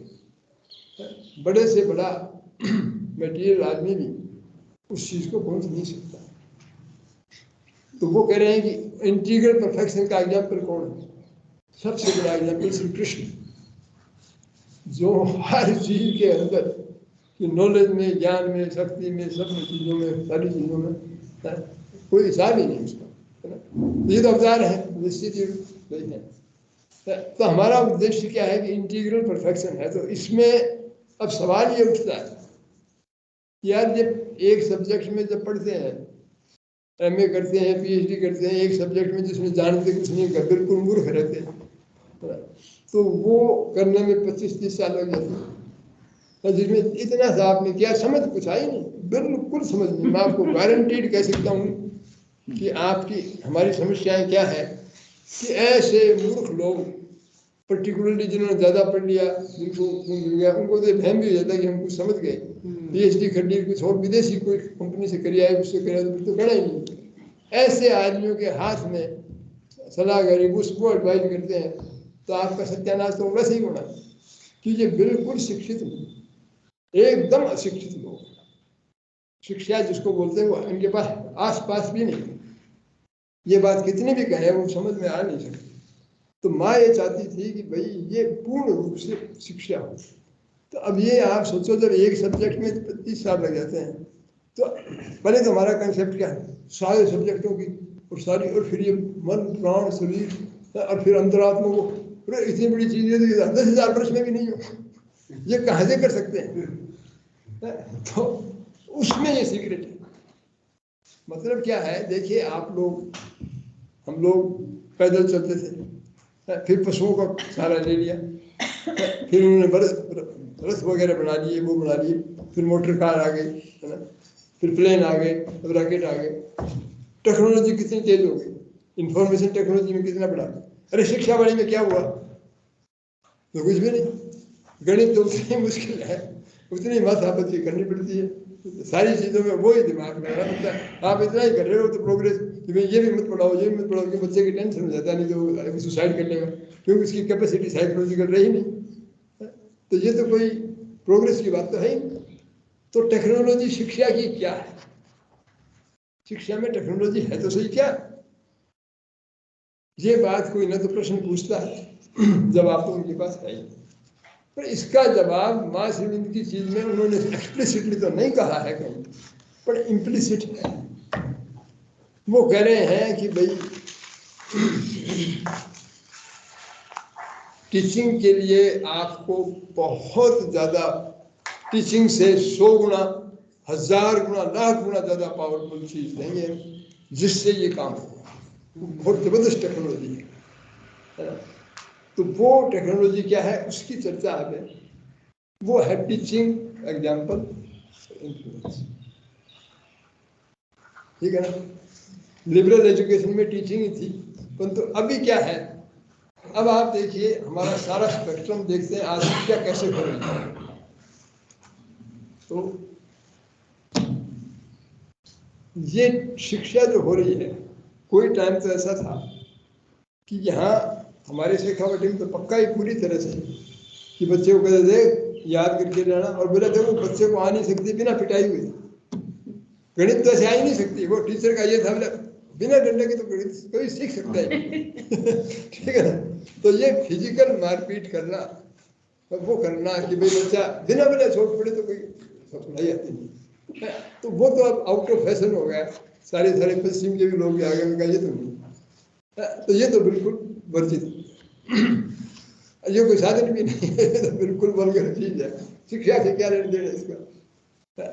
अब उसकी जगह जो सब्स्टिट्यूट किया ना, वो उससे भी 1000 गुना ज्यादा नुकसानदायक है। हमने जो फिजिकल वो छोड़ दिया, उसमें तो कुछ छोटी मोटी लगे खास बात नहीं है, कोई जिंदगी भर आपके गाँव नहीं पड़ जाते, कुछ नहीं, कोई याद नहीं रहता।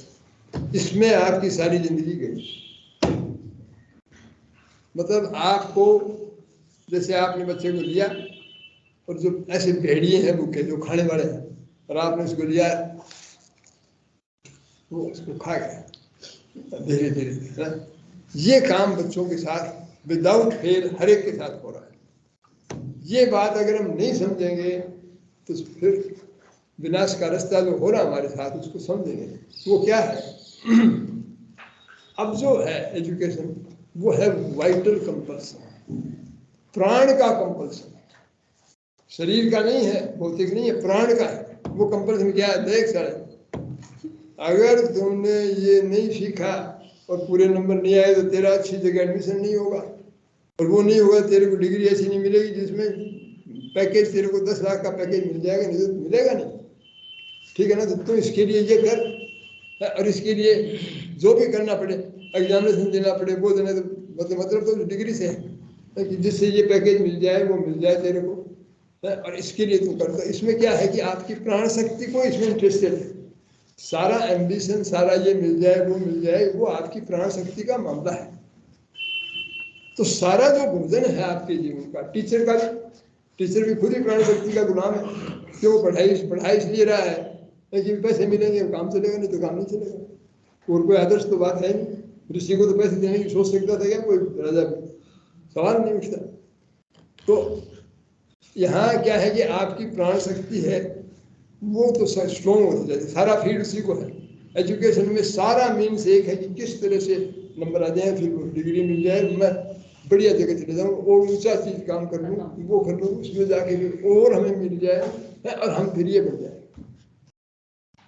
इसके अलावा कोई चीज बैकग्राउंड में है सारी, जिसका जितना ज्यादा नाम है, जिसमें ज्यादा पैकेज मिलता है यूनिवर्सिटी में, उसकी ज्यादा वैल्यू। अमेरिका में नोट करते हैं भाई हायर कितने हुए, उनकी एवरेज सैलरी कितने में हायर हुए, ये यूनिवर्सिटी 1 नंबर है, ये ग्रेजुएट स्कूल 1 नंबर है, वो 2 नंबर, इस तरह से ही रैंकिंग होती है, और कोई बात से लेन देन नहीं।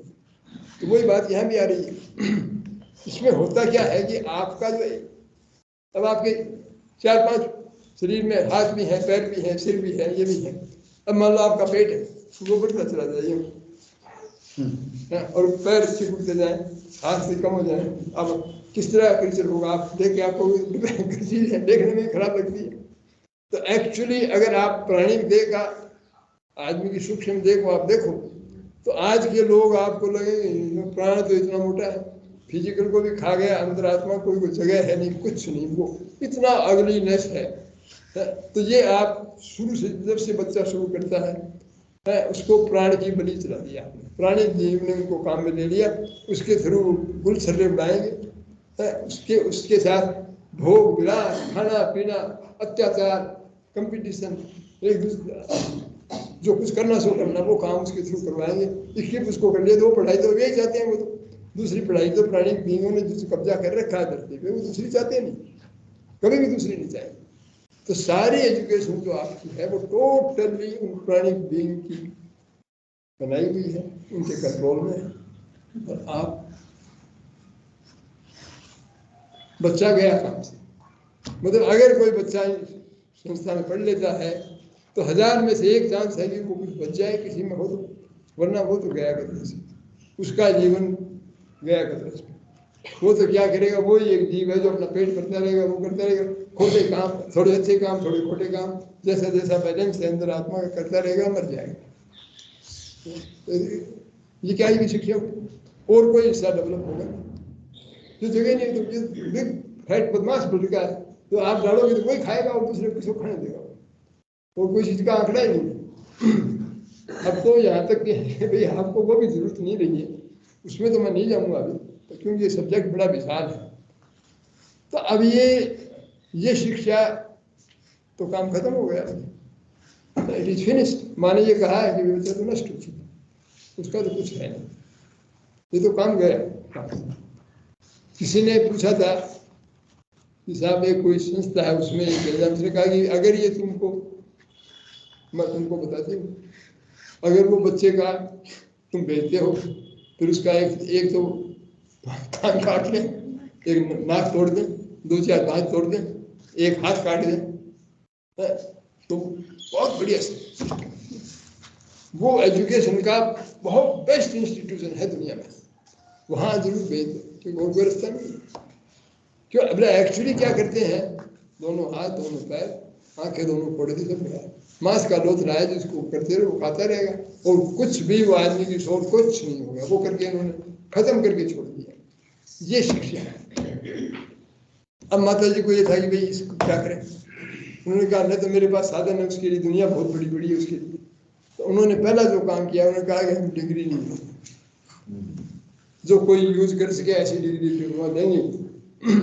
तो इसलिए वो आदमी यहाँ नहीं आवे जिनको डिग्री डिप्लोमा चाहिए, IAS में जाना है, वो जाना है, वो करना है, वो और दो वो संस्थाएं बहुत है। आश्रमाइट लोग है, माता जी की ड्यूटी में थे कि वहाँ तो कोई की जगह भी जरूरत नहीं थी।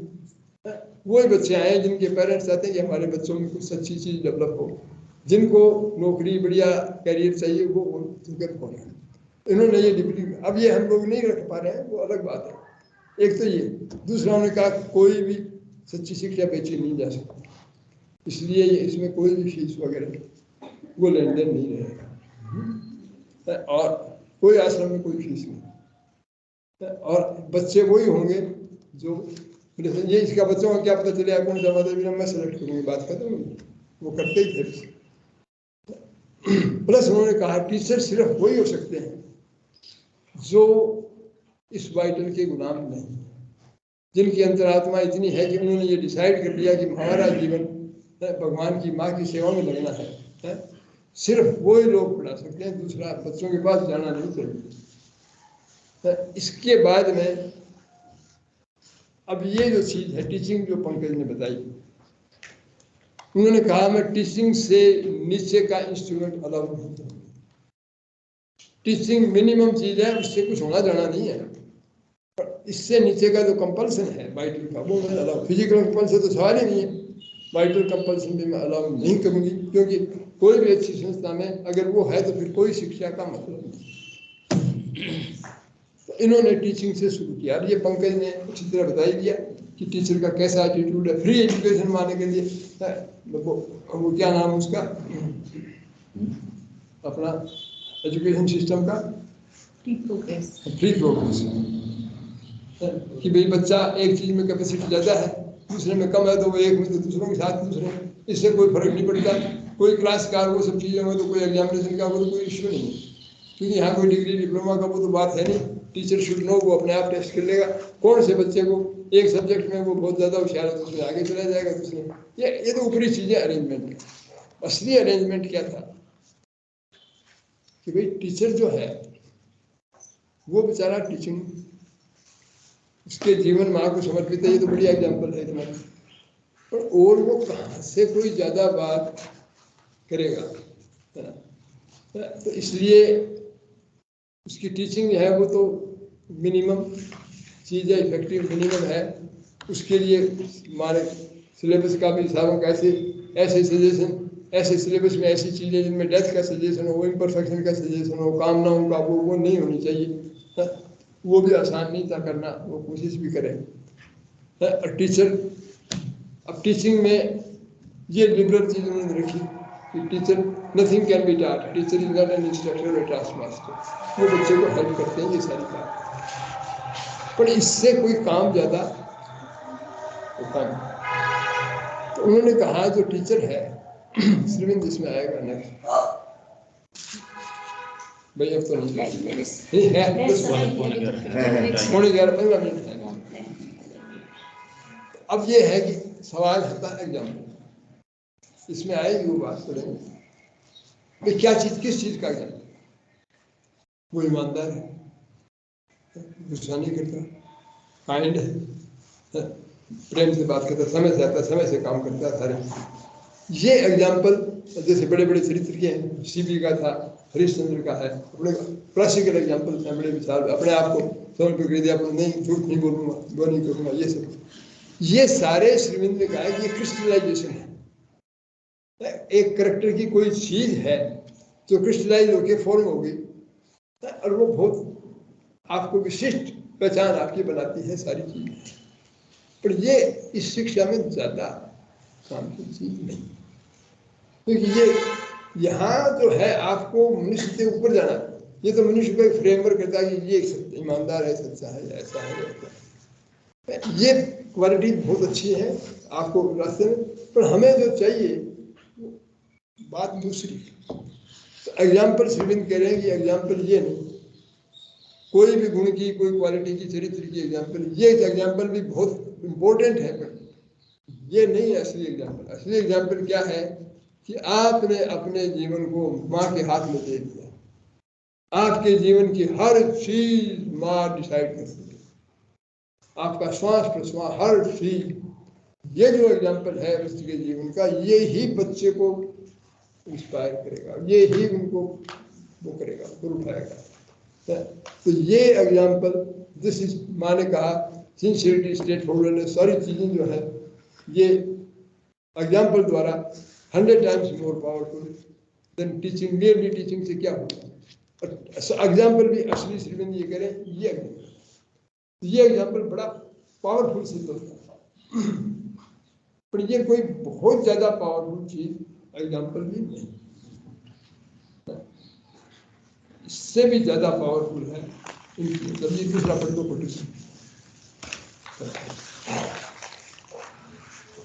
उदाहरण शिक्षण की अपेक्षा अधिक शक्तिशाली होता है, परंतु बाह्य कर्मों तथा व्यक्तिगत चरित्र का दृष्टांत सर्वाधिक महत्वपूर्ण दृष्टांत नहीं है। इनका अपना स्थान और अपनी उपयोगिता अवश्य है, किंतु जो चीज दूसरों में अभीप्सा को अत्यधिक उद्दीप्त करेगी, वह उसके अंदर विद्यमान वह दिव्य अनुभूति का केंद्रीय सत्य, जो उसके अपने संपूर्ण जीवन तथा आंतरिक स्थिति को, उसके समस्त कर्मों को संचालित करता है। यह एक सार्वभौम और सारभूत तत्व है। शेष सब तो व्यक्ति और परिस्थिति संबंधी चीजें हैं।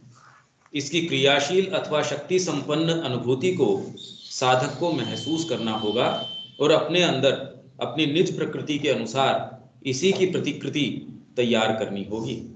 उसे बाहर से अनुकरण करने या नकल करने का यत्न करने की आवश्यकता नहीं है, क्योंकि ऐसा करना तो यथोचित और स्वाभाविक फल पैदा करने के स्थान पर सहज ही पंगु बनाने वाला हो सकता है।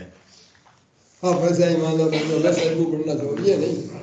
आप वो प्रतिष्ठित है, उसके अंदर माँ की वो संचालन सारा कर रही है, आध्यात्मिक शक्ति अंदर, वो ही आपको संचालित करे। क्यों, आप तो दूसरी चीज हो, वो दूसरी चीज है, तो आपको वैसे ही कैसे संचालित होगा।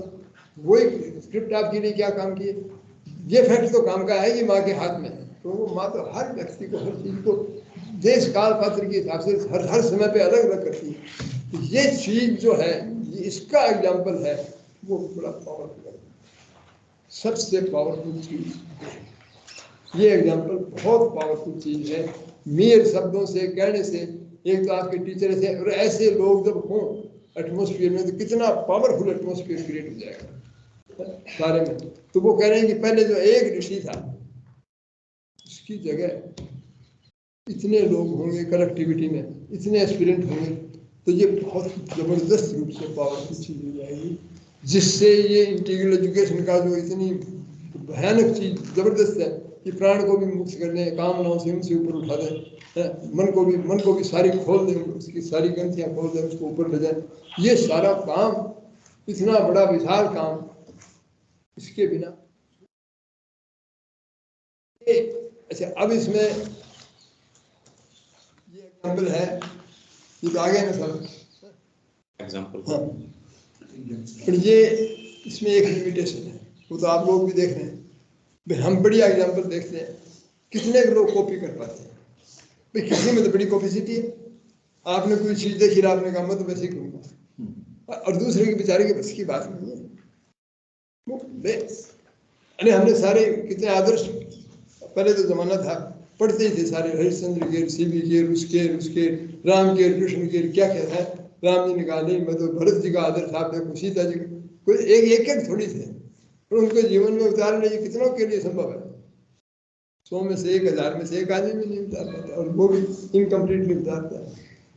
तो आदर्श से, और ये भी एग्जाम्पल की भगवान के प्रति राज का है, पूर्ण रूप से भगवान के हाथ में दे रखा है, परवाह नहीं करता किसी चीज, बहुत बड़ा इंस्पायरिंग है।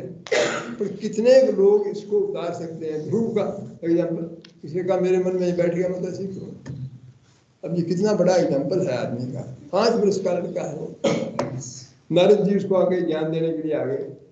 नारद जी जैसा देव ऋषि, उनका इतना सम्मान, सब राजा उनको देखते ही खड़े हो जाते हैं, उनका तो नारद जी उसको मिल गए। उन्होंने कहा बेटा ऐसे है, तो क्या हुआ बोला, उसने बताया, तुमने कहा 5 वर्ष के में क्या मान, क्या सम्मान, ये सब बातें तेरे अब करने की नहीं है, ये धर्म की बात नहीं है, तुम इधर करो। तो वो क्या कहता है, बोला देव ऋषि आपकी बातें बहुत अच्छी है, पर मुझे आपकी ये बातें मेरे दिल से बिल्कुल नहीं ठहरी। मुझे घोर क्षत्रिय स्वभाव मिला है, मैं तो ऐसे ही करूँगा। बहुत राजी हुए, उसको बता दिया तो वहां से रजा नहीं कर, मैं नहीं करेगा। तो ऐसे तो बहुत कम लोग हैं जो छोटी सी चीज के कोई देख के कर ले, साधारण एवरेज आदमी कर ले। तो अगर हम एग्जाम्पल पे डिपेंड करें तो ये काम बढ़ने वाला है। कितने लोग कर पाए, नहीं कर पाए।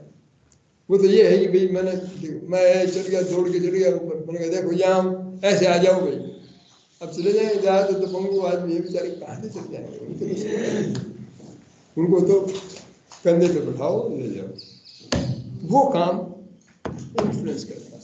अब ये नेक्स्ट प्रभाव उदाहरण की अपेक्षा अधिक महत्वपूर्ण होता है।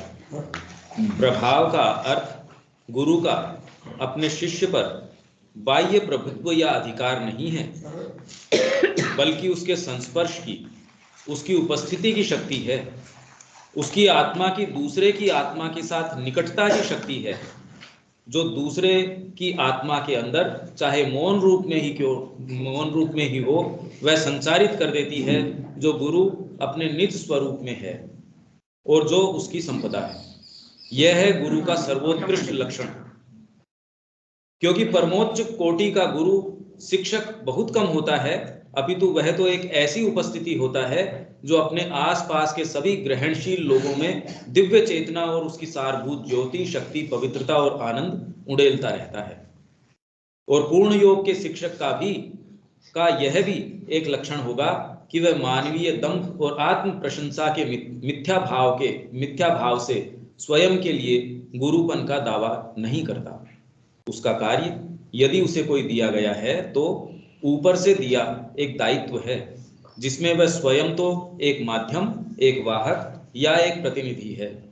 वह अपने भाइयों की सहायता करने वाला व्यक्ति है, बच्चों का नेतृत्व करने वाला बालक है, अन्य प्रकाशों को प्रज्वलित करने वाला प्रकाश है। दूसरी आत्माओं को जगाती एक प्रबुद्ध आत्मा है। अपने सर्वोच्च रूप में वह भगवान की एक शक्ति या उपस्थिति है जो भगवान की अन्य शक्तियों को अपनी ओर पुकारती है। ये प्रभाव ये आध्यात्मिक गुरु के लिए हमारी इंटीग्रल एजुकेशन में हम लोगों को पहले समझ में आ गया। मैंने कहा कितना भी बड़ा संस्था हो, टीचर तो कोई है नहीं, टीचर तो सिर्फ एक है, वो माँ है। बाकी तो सारे विद्यार्थी हैं अलग अलग लेवल के, और जिस हद तक आप माँ के प्रति खुले हो उस हद तक आप अपनी या अपने साथियों की सहायता कर सकते हो, और बस की बात नहीं है। माँ का प्रभाव है, तो भी माँ कहती थी when you go to the class invoke the divine spirit, then I will come there and I will teach। यही एक चीज है जो हम लोगों को ये सुलभ है। अगर हमारे अंदर डिवोशन है तो हम, माँ है शिक्षक है तो हम तो ये काम है, हमारे काम। मैंने किसी को पढ़ाई के लिए काम ऐसा शिक्षा का नहीं दिया है जब तक मैंने ये नहीं देखा कि उसकी साधना के लिए ये बेस्ट होगा। वही काम मैंने दिया, दूसरे को नहीं दिया। तो आप तो खुद यात्रा में माँ की सेवा के लिए करते, तो आप जिस हद तक माँ से ओपन हो उस हद तक ये प्रभाव काम करेगा, और वो आपको इससे परे ले जाएगा, मनुष्यता से भी परे ले जाने की चीज उसमें सीमा आएगी। ये इंटीग्रल एजुकेशन का जो एम है कि एक डिवाइन बॉडी क्रिएट करना जो मृत्यु और ज्ञान से परे हो, ऐसा उसका उद्देश्य है। अब ये कोई शिक्षा से तो कोई आज की शिक्षा से बातचीत करने लायक बात नहीं है। ये ऐसा ये माँ से उनका स्वप्न है, तो वो हम लोग अनफॉर्चुनेटली अभी तक कहीं भी न पांडिचेरी में न और कहीं, वो तो होता तो सबसे पहले पांडिचेरी की बात थी, कहीं भी हम लोग एक आध कदम से क्यों माँ ने पांडिचेरी को पूछा, उन्होंने कहा मैं बिल्कुल सेटिस्फाइड नहीं कुछ भी, क्योंकि वो बहुत टाल ऑर्डर है, बहुत ऊंची बात है। पर कितना भी चीज हो, तो journey of 1000 miles begins with a step, हमें कदम तो उठाना चाहिए। और मेरा तो आप लोगों से यही प्रार्थना है कि भाई आप लोगों के ऊपर माँ बाबा जी रामकृष्ण दास जी तो बहुत विशेष व्यक्ति थे। मुझे तो उनके बारे में सारी बात मैं आपको लोगों को शेयर करूँगा, तो बताऊँगा। जो ये अपने जवानी वाले बैणी माधव जो उनके साथी थे, उनसे उम्र में तो 5-7 साल बड़े थे, पर दोनों साथ थे, एक ही रामानंदी गुरु के शिष्य थे अयोध्या में, और सारा एक साथ ही सारा काम किया। वो सब कुछ जानते थे।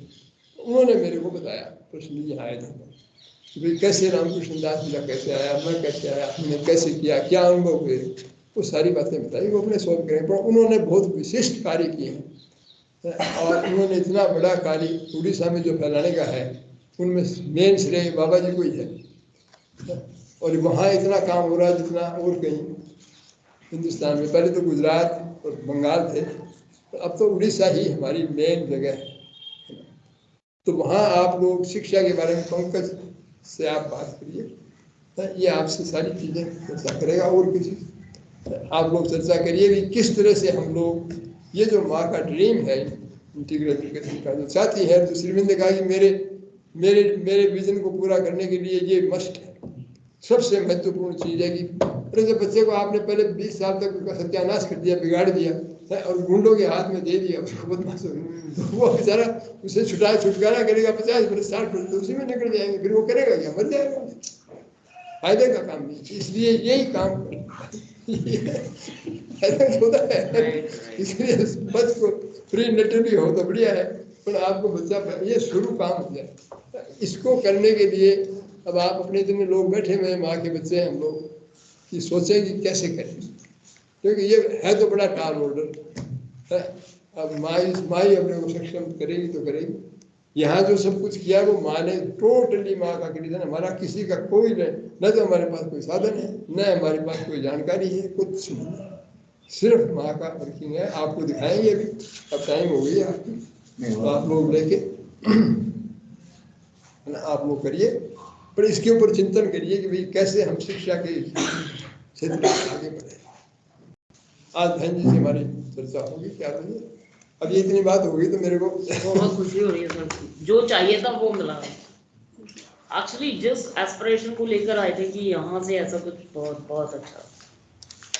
अपने 4 दिन मिलते है ना, ये बात ये मातृवाणी से पढ़ लें अपने शिक्षा की बात करें।